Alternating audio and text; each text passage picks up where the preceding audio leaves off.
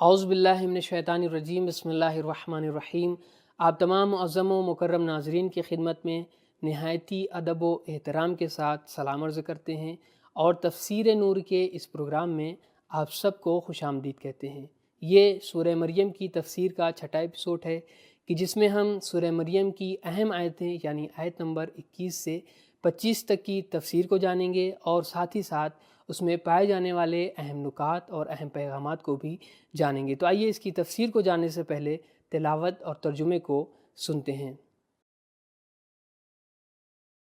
کتاب انزلناه الیک مبارک لیدبروا آیاته ولیتذکروا۔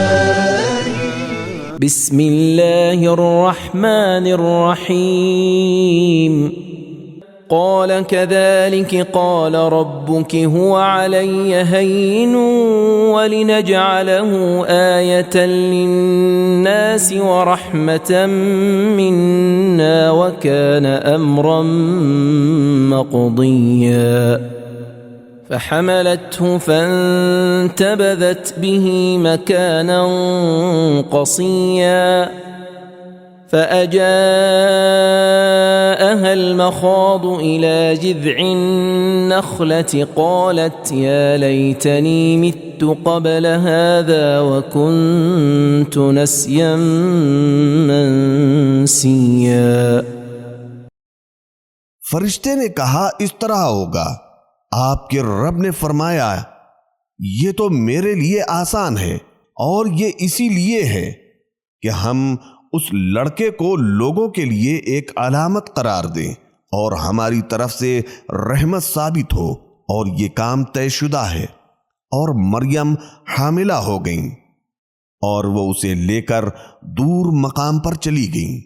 پھر زچگی کا درد انہیں کھجور کے تنے کی طرف لے آیا اور وہ کہنے لگیں اے کاش میں اسی سے قبل مر گئی ہوتی اور فراموش ہو چکی ہوتی۔ تلاوت اور ترجمے کو سننے کے بعد اب آئیے اس میں پائے جانے والے اہم نکات کی طرف بھی اشارہ کرتے ہیں۔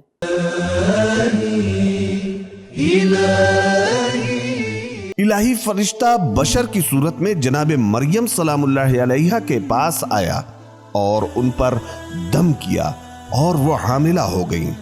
جناب مریم سلام اللہ علیہا لوگوں کی تہمت سے خوفزدہ تھیں کیونکہ ان کے پاس بظاہر ان کے لیے توجیہ نہ تھی، اس لیے ان سے دور چلی گئیں۔ یا پھر آپ حاملہ ہو چکی تھیں۔ ایک حاملہ خاتون کو آرام و سکون کی ضرورت ہوتی ہے، اس لیے دور کسی مقام پر چلی گئیں، جس مقام پر آپ تشریف لے گئیں، اور پہلا آدمی جو اس ماجرے سے باخبر ہوا اس کے بارے میں تفاسیر میں بہت کچھ موجود ہے، لیکن قرآن مجید اس بارے میں خاموش ہے، اس لیے ہم نے اس موضوع پر قلم نہیں اٹھایا کیونکہ اس بحث کا فہم و شعور سے کوئی خاص تعلق نہیں ہے۔ جب انسان اللہ کے برگزیدہ انسانوں کی زندگیوں میں غور کرتا ہے تو معلوم ہوتا ہے کہ ان کی زندگیاں کتنی کٹھن اور مشکلات کا شکار رہی ہیں۔ اس طرح حضرت مریم سلام اللہ علیہا کی زندگی بھی مشکلات سے دوچار نظر آتی ہے۔ جیسے الف، آپ پر لوگوں نے تہمت لگائی اور بدگمانی کی۔ بے، آپ حمل کی صورت میں تنہائی و غربت میں رہیں۔ جیم، آپ کو آرام کے لیے اور پناہ کے لیے کھجور کے درخت کے علاوہ کوئی اور جگہ میسر نہ آئی۔ دال، آپ کو اکیلے اپنے بچے کی حفاظت کرنا پڑی جس کا باپ نہ تھا اور زمانہ مخالف تھا۔ اب آئیے اس میں موجود پیغامات کو بھی جانتے ہیں۔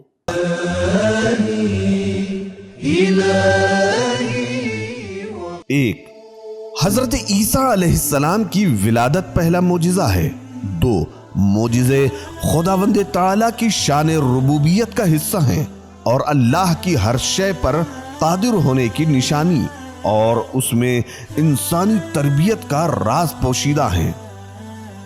چار، حضرت عیسیٰ کا وجود سراپا رحمت ہے کہ جس کا وجود انسانوں کے ایمان کو زندہ کر دے اور اس کا کام لوگوں کے لیے ہدایت کا سبب بن جائے۔ تو یقینی رحمت ہے۔ 5 کسی کے لیے یہ ممکن نہیں ہے کہ الہی کاموں کی راہ میں رکاوٹ ڈالے۔ 6 بعض اوقات پاک و پاکیزہ لوگوں کی تہمتوں سے بچنے کے لیے ان سے کنارہ کشی کر لیتے ہیں۔ 7 کبھی مشکلات خوبیوں اور سہولتوں کے دروازے کے کھلنے کا وسیلہ بن جاتی ہیں۔ 8 کبھی اس طرح بھی ہوتا ہے کہ انسان اپنے دل کی بات اپنے خاندان والوں سے نہیں کہہ سکتا، وہ اس وقت صرف موت کی آرزو کرتا ہے۔ 9 بدنامی کی زندگی سے موت بہتر ہے۔ تو یہاں تک ہم نے پیغامات کو ملاحظہ کیا۔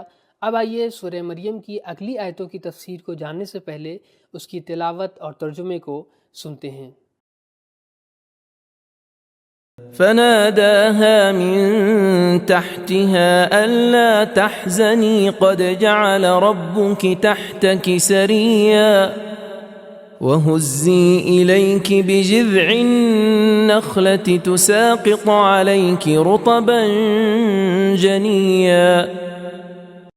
پھر عیسیٰ نے پیٹ میں سے اس کے پاؤں کی جانب سے نیچے سے آواز دی، اے مادر غم نہ کرو، بے شک تمہارے پروردگار نے تمہارے پاؤں کے نیچے نہر جاری کر دی ہے۔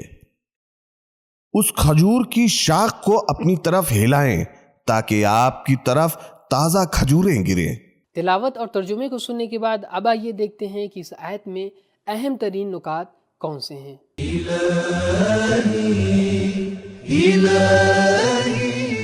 کلمہ سرین کا معنی ہے چھوٹی نہر۔ جنین اس پکے پھل کو کہا جاتا ہے جو توڑنے کے وقت پر پہنچ چکا ہو۔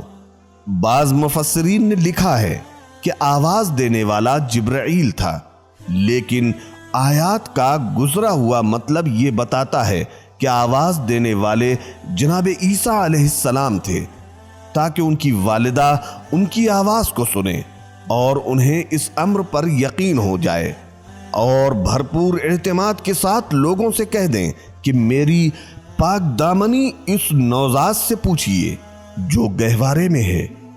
بچے کی ولادت کے وقت خواتین کو آرام کی ضرورت ہوتی ہے اور مناسب غذا کی ضرورت ہوتی ہے۔ ان آیات کریمہ میں اس طرف اشارہ ہوا ہے۔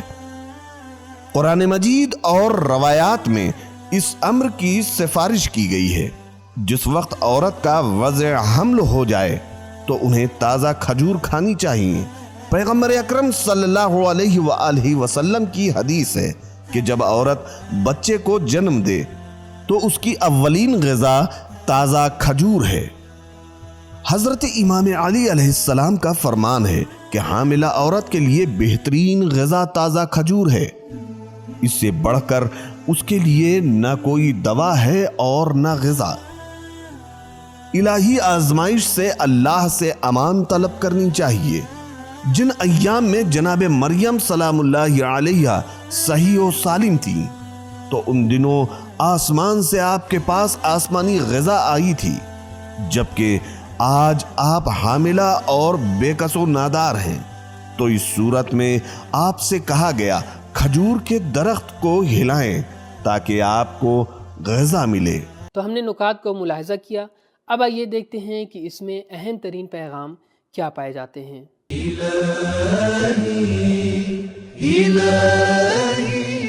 ایک، جب انسان پریشان حال ہوتا ہے تو اس وقت اللہ آسانی کے راستے کھول دیتا ہے۔ 2، ایک پاک دامن عورت کو اگر کسی قدر تہمت کا غم لاحق ہو جائے تو اس سے اس کی عفت پر کوئی حرف نہیں آتا۔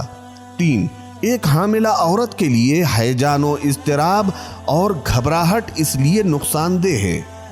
4، سخت ترین حالات میں بھی انسان کو روزی حاصل کرنے کا ذریعہ تلاش کرنا چاہیے۔ 5، غذا سے زیادہ سکون و اطمینان ضروری ہے۔ تو ناظرین، معلوم ہوا کہ جناب عیسیٰ علیہ السلام کی ولادت خداوند عالم کا ایک معجزہ ہے، اور اولیاء الہی کی زندگی ہمیشہ مشکلوں سے دوچار رہتی ہے۔ تو ناظرین، ہمارا آج کا ایپیسوڈ یہیں پر ختم ہوتا ہے۔ انشاءاللہ اگلے ہفتے سورہ مریم کی مزید آیتوں کی تفسیر کے ساتھ آپ کی خدمت میں حاضر ہوں گے۔ تب تک کے لیے اجازت دیجیے، خدا حافظ۔ سبیل قرآن، قرآنی سماج کی پہچان۔